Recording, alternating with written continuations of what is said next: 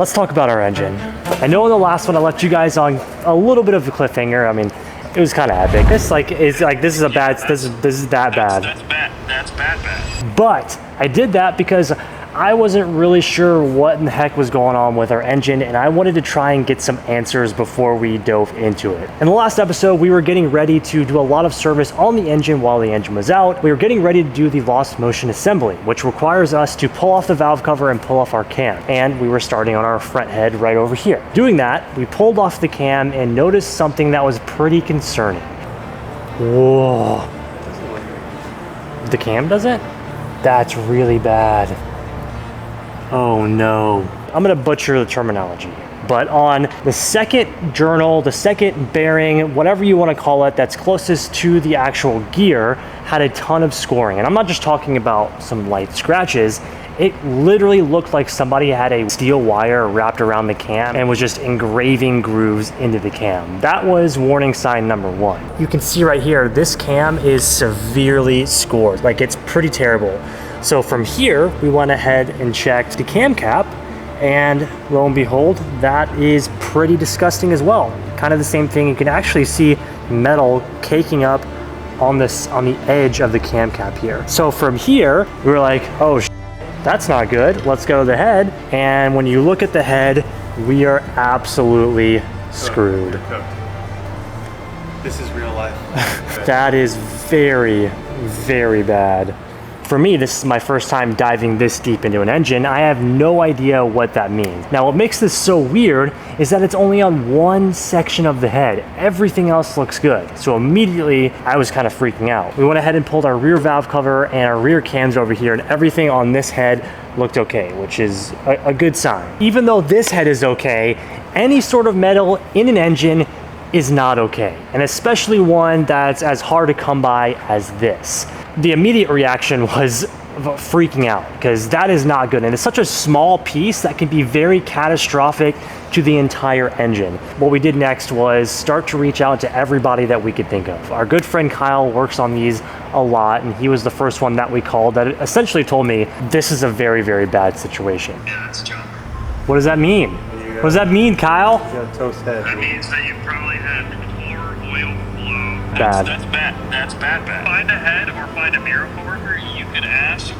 What makes this so bad is that this is a complete aluminum engine, and this head is aluminum. And when you have scoring like that on your head, it is very, very difficult to repair. And even when you repair it, it's never as good as the single solid piece from OEM. At that point, you're welding, adding material, and you'll machine it down. Sorry, I don't have like proper terminology for this. It's never as good as OEM, and that's the worrying part. And you also have to have a shop that is confident and knowledgeable about these C30A engines, because they are, I guess, sort of rare. They only came in the NSX. So that is problem number one. Upon our first look, there were no heads for sale on eBay, on anywhere online, which is the first problem. These engines are very hard to get parts for. The next step was kind of looking at buying a separate engine, and that was even more scary because there's only one JDM C30A manual listed online right now going for over $12,000. That was not in the budget, especially when you have an engine that's relatively low miles. My next guess was to call Devin. You guys suggested that a lot. We did that immediately, and Devin was super helpful. In time. If there's one person that can do it, it's gonna be Mr. Devin. Yes, yes. Dustin Williams. Mr. Niemola. I'm gonna give you a little look at our cam when we pulled it off. Oh boy. And I'm gonna give you a look at my head now. Brother. All around, see if I can find a machine shop that could potentially fix that. If not, if you don't have anybody that wants it, we'll figure something out. The only problem with Devin's engine is that it's an automatic transmission engine, which does come with different valves and different cams, which granted, we're gonna have to pull the head off of, you know, the front head off anyways to fix it, so it wasn't that big of a deal, but it was an extra added cost because we were gonna have to worry about the entire rear side as well. So we're just in a bind. And we're only here talking about the head or heads of the engine. We're not even talking about what could potentially be wrong in the bottom end. When you have metal at the top of your engine, all that oil, all this, everything in the head has to go somewhere, and it goes down to the oil pan. Then you have your oil pickup, which pushes it into the engine, so on and so forth. So our biggest worry here is that not only do we have metal and a bad head, could there be something underneath and inside this engine that makes the entire thing not good? One small piece could be catastrophic to the entire engine. That catches you guys up to the immediate reaction. Lots of phone calls, lots of freaking out, and not really knowing what's going on. But over the past couple of days that Tim and I have been working, we went ahead and got in touch with the guys over at Science of Speed once again to ask for some help. These are the NSX experts, and if anybody knows, they will. So we got in touch with Chris, and Chris kind of guided us on what are the next steps here. He agrees that it is very, very strange that it's only on one part of the head, and there's not really a quick or easy answer for it. So the next steps here were to pull off the oil filter, cut the oil filter open, and check for any debris in the oil filter.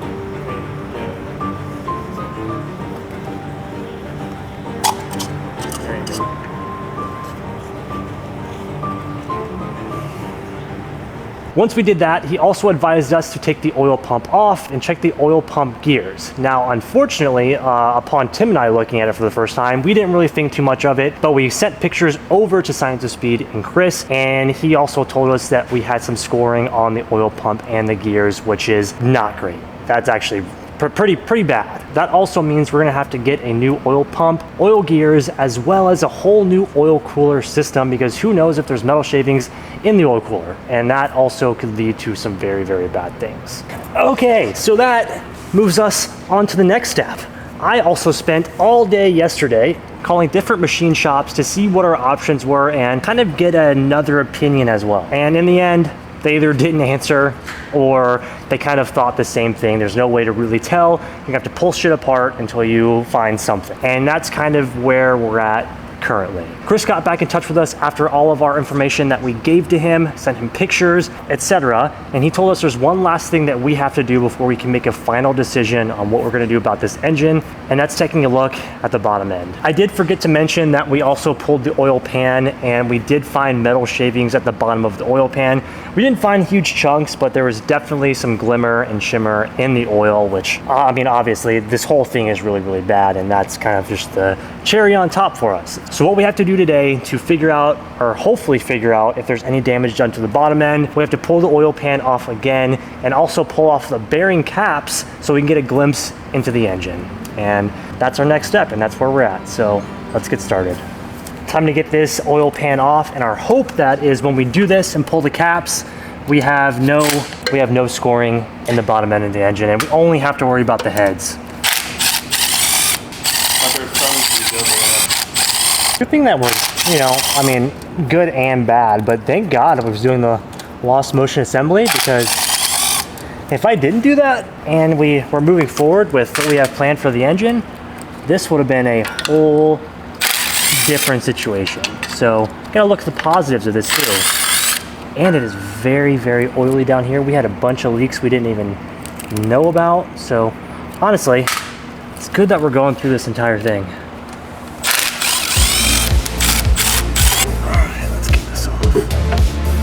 You can still see the metal in there.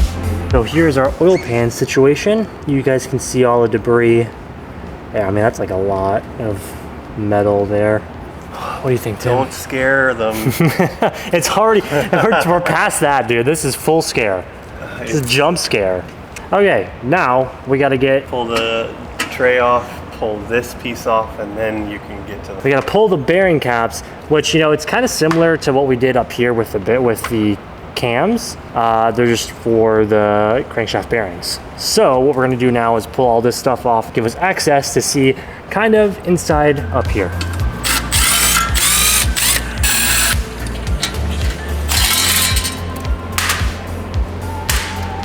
Oh boy, this is scary.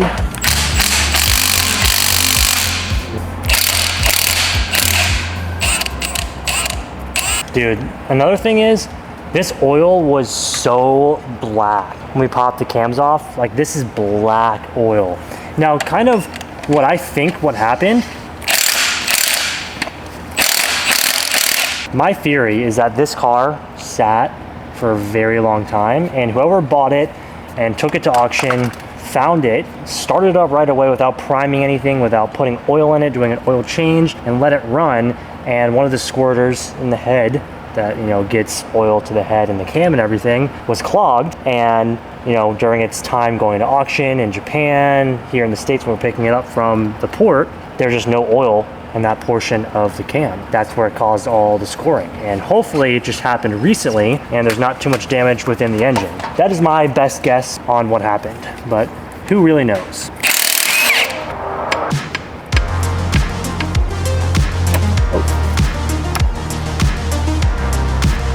Okay.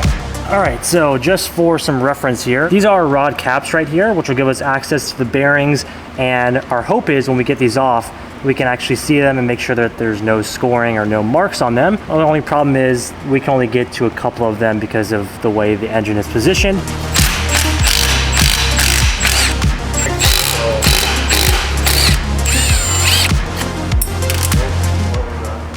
Washer.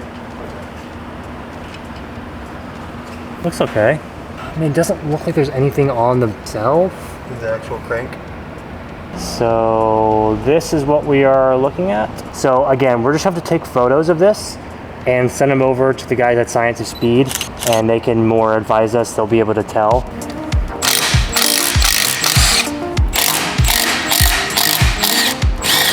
Not bad.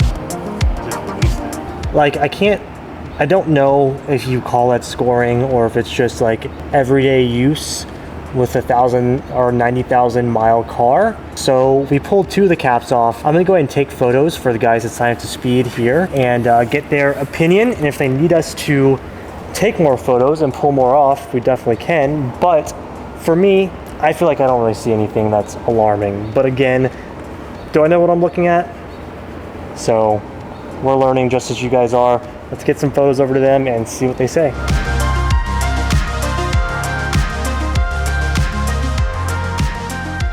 Now we play the waiting game, I guess. Next steps are just to hear back from Chris, and he can kind of advise us on what to do next and if he sees anything on the bottom end. Hopefully not, but we're not going to stay stagnant on the NSX. There's still things that have to get done, and especially now that we have some time, it's unfortunate, but it gives us a little bit more time to spend on things that we weren't planning on doing. Now moving forward, we'll take a break from the engine and move to the underside of the NSX. Now you guys saw the ice blasting. They did a fantastic job. This car has been completely brought back from the dead, but unfortunately and fortunately, like I said, we have a little bit extra time since this is gonna be a minute. One thing that I didn't really ever mention is we are on a time crunch on the NSX, and I'll explain that later down the road. But one thing that we didn't think that we were gonna have time for was to actually pull all the bolts and get all of these bolts zinced. So I was just planning on cleaning them and getting them as good as I possibly can. But since we have the time, we can actually pull the subframe and the suspension both in the front and in the rear, not only get all of our bolts zinc coated, but we can also get all of our suspension, subframe, and all of that good stuff vapor honed, which is actually gonna make it look completely brand new.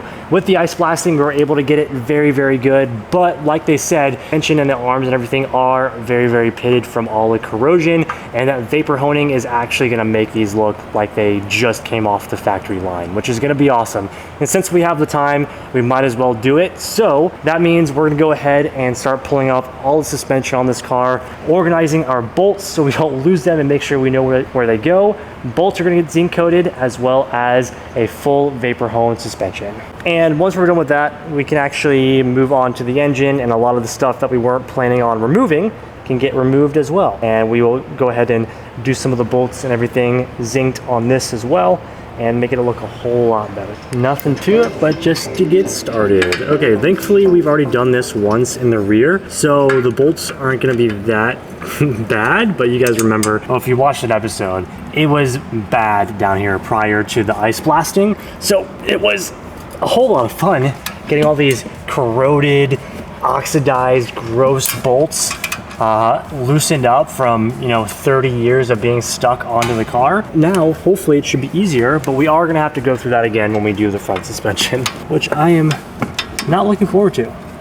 But we're actually just gonna remove the brake because I actually don't mind how the brakes were painted. So we're gonna leave these and just get the suspension off. We didn't take the brakes off, so these are a little tight.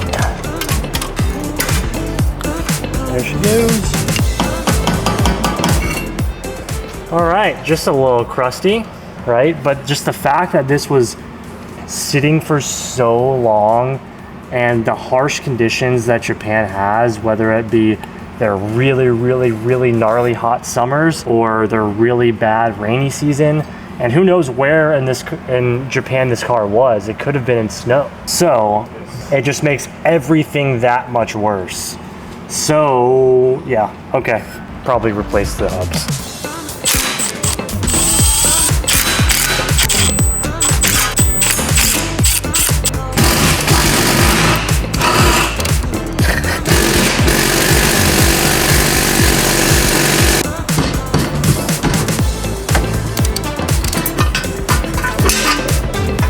All right, making progress.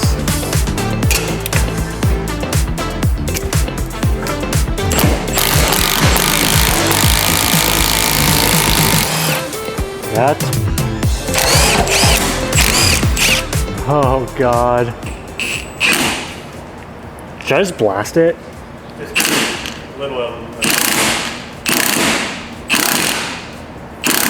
Dude, this is gonna explode. Whoa! Jesus! Why? You're doing this one. All right, last but not least, we got the subframe.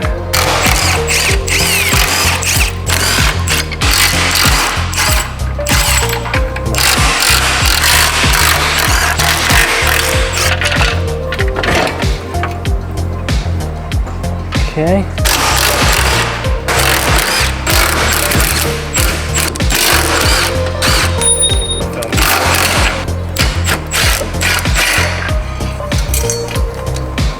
Okay.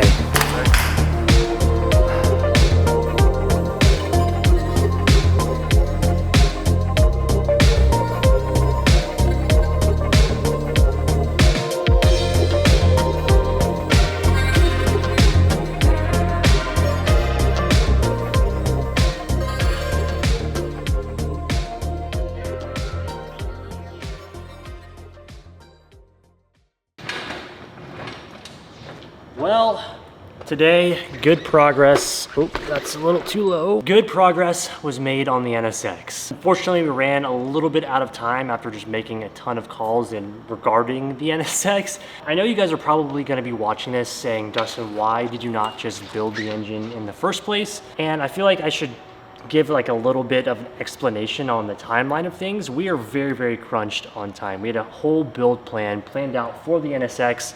Once we got it back from the body shop, this thing was supposed to be buttoned up, running and driving right now so that we can get this thing out to Arizona to Science of Speed for a big, awesome build series that we were going to be doing on the NSX. And that's why we were kind of getting everything together, buttoning everything up really quick so that we could continue on with, I guess, what I want to call stage 2 of the NSX. And the reason why this really sucks puts us in a super hard bind with the plans that we had already made in the timeline that I have, because these next couple of months I am crazy busy traveling out of town, and we are definitely going to be cutting it close to when we have to have this car finished by. So without spoiling too much of what we have planned for the NSX, that is why we were on such a time crunch. And to be quite honest, the price of an engine build of an NSX engine was not in the budget at all. As you guys know, we were already well over the budget that we had for the car, just because there were so many pieces that were just kind of falling into place that worked out really well on some of the parts that I could have only dreamed of having for an NSX that I was able to secure all the way from Japan, which makes it even better. So we were over budget already, and that engine build wasn't necessary, kind of like I told you guys when we revealed the engine to you guys. Building an engine doesn't need to happen unless there's something wrong with the engine. And at this point, something is wrong with the engine. So if that gives you guys any hint of what's coming next, something's wrong with the engine and we are gonna get it fixed. Anyways, we did hear back from Science of Speed. The good news is the bottom end of the car does look okay. It looks fine. My biggest worry with what we're doing right now is that we're already this far. We already know that the head's bad. We already have a little bit of the bottom end already off. The engine's out, it's apart. We are already this far. Why not take it a little step further? When am I ever gonna do this again? And my biggest worry, while it's probably not likely, you never know, my biggest worry is that we put this entire thing together and there is something wrong internally that we just don't know about, and the problem happens again and it's even worse the next time. Like, we finish everything we gotta do and the engine actually blows up while it's running or while we're on the dyno getting a tune, whatever. The engine actually blows up and then we're in a whole bigger situation, whereas we already have it out. Why not just go the extra step? So this is turning in to something way bigger than I expected. And while it's very, very stressful and it's a lot to figure out, I'm really excited. I'm really excited to dive in and learn every little bit about this car. And we're still working out the details, so I don't want to talk a little bit about it too much, but the next episode you guys see should have everything you're going to want to know and everything you're probably asking in the comments right now. We're going to know every nook and cranny of this NSX when we're done with this build, and that excites me so much. Like, this is the most in-depth build that we've ever tackled as far as engines and chassis and paint and everything goes. So if I had to choose one of the cars to do it on, the NSX, specifically this NSX with how far gone it actually was, is the one. And like I said, if we're already this far with the engine, why not go the extra step? It's gonna be sick. It's gonna be sick. In summary, that's what it is. It's gonna be sick. Stay tuned for the next episode. I don't know why I do this to myself, but I like to put myself through perpetual pain through hobbies. I think that's called type 2 fun? I believe that's called. Well, yeah, we have another hobby. I just got into cycling. I don't know why or what made me want to start, but it seemed really fun and something different. We went for our first ride today. I picked up this Fuji bike. I think this is a Fuji Sportive 2.3. Found it on Marketplace for $200. It was a really good deal, and I decided to pick it up and try my hand at cycling, and I actually really, really enjoyed it this morning.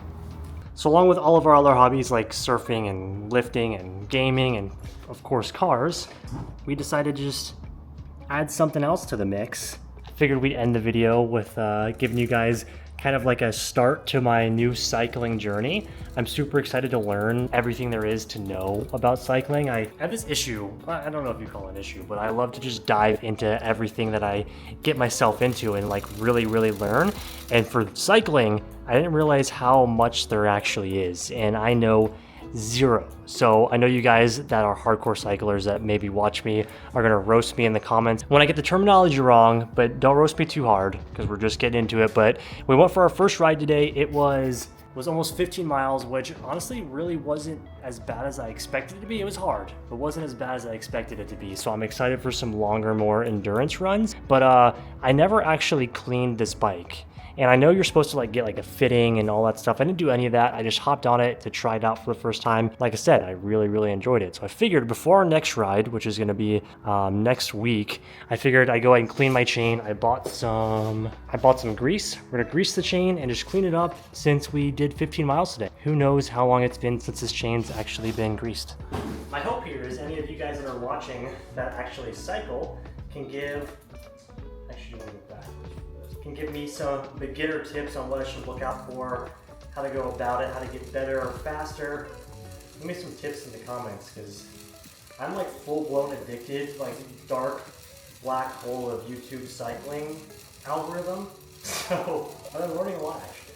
It's been a lot of fun. I have no idea if I'm doing this correctly, but essentially what I'm doing is cleaning the chain from all the grease, and then from there we will add our new chain lube. What do you think about my new hobby? You have too many. Okay, this chain looks kind of clean. Sick, right? Staying with the Japanese I can't believe theme, Fuji. I can't believe that. Let's just take a moment. Do you see how thin these little tires are? These little things hold this large man. That's what doesn't, like, the physics doesn't make sense to me there. This bike's probably a little too small for me, but when I... What are you doing You here? have to grease the chain, but I'm not really sure if I'm doing it correctly. Why don't you watch a YouTube video? I'm sure it tells you. First time user, fully degrease and dry the chain, shake the bottle vigorously and apply lube, ensuring every part of the chain is treated. Ideally apply 3/4 of the way ride, wipe off excess, so... You're gonna have to clean that up or we're gonna slip on that all over. Okay, we gotta grease up the chain. I feel like you should have like a towel below or something because you're just dropping a lot of grease. Ooh, ooh, keep going. Ooh, ooh. Nice. Pretty nice, right? It shouldn't be dripping. If it's dripping, then you're doing too much. Too much. I think you got a good lube flow right now. Got a good flow here. And it said that it should be on the master chain when you do this, or the master gear. I don't know what that means. Okay, that's all right. We're just gonna go for it. I'm sure it's fine. As long as it's lubed. Oh, Oh, we're. maybe I need to shake it up a little more. Anyways, I'm starting this journey with you guys, and I can keep you updated. I think I've done. I think you've done all of it. So I'm gonna let it go.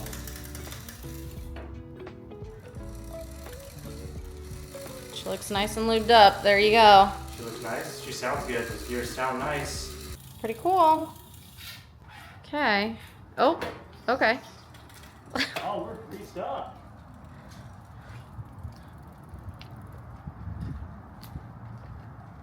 We are ultra greased. How does she feel? Feels nice, like a new bike. Uh, The guy that I bought this from had it for 5 years. So she's an old one. But he took such great care of it. It literally looks brand new. for $200, I'm not mad about it. Looks brand new. I definitely got it for a steal. I don't know how much they usually go It for. was definitely a marketplace impulse buy, but I'm stoked that I did it. Well, oh god, I'm gonna fall. Not quite prepared to multitask and cycle just yet, but successful mission for today. I'm pretty stoked. Okay, I think she's ready for our next ride. I am a proud cycle owner. One day we'll be a super cool cycle guy that goes on cycles and makes stops for coffee and stuff in cool places. That's the goal. I don't know why, but like running, cycling, even like surfing and swimming and stuff have just like been really interesting me, especially after like lifting and working out for almost over half of my entire life since I was 14 or 15. Like looking for new ways to be active and work out has been really enticing to me. Not to say that I don't enjoy lifting, but it's kind of boring, getting boring for me now. I much rather, like I told you guys, live a healthier and fun lifestyle more so than worrying about always being ripped or powerlifting meets and all that stuff. Just like being active and almost like hybrid training in a way. And surfing especially has given me that outlet. Running has given me the outlet a little bit, and I have a feeling we're gonna go far with the bike, but I have a lot of stuff to order. We gotta get this thing hung up. I got all my gear though. I'm excited to dive in. So if any of you guys cycle or do it, and have any tips for a beginner, let me know down in the comments because I'm super excited and I've definitely been nerding out about it. So figured I'd just give you guys a little update there and take you guys along for my cycling journey. I think it'll be a cool thing to give you guys updates on if you ever go on cool rides and just keep you updated on how it's going. Maybe hopefully this will inspire at least somebody to try something they've been thinking about. Lastly, I should probably give you guys an update on 34. Still kicking, still good, still beautiful as ever with the Midori high-spec engine. Oh, you're still here. Thanks for watching this long. If you made it this far, you should consider subscribing right up here or I guess down below. And YouTube really thinks that you're gonna like this video right over here, so maybe check that one out. Hope you guys enjoyed today's video. Let's get back to it.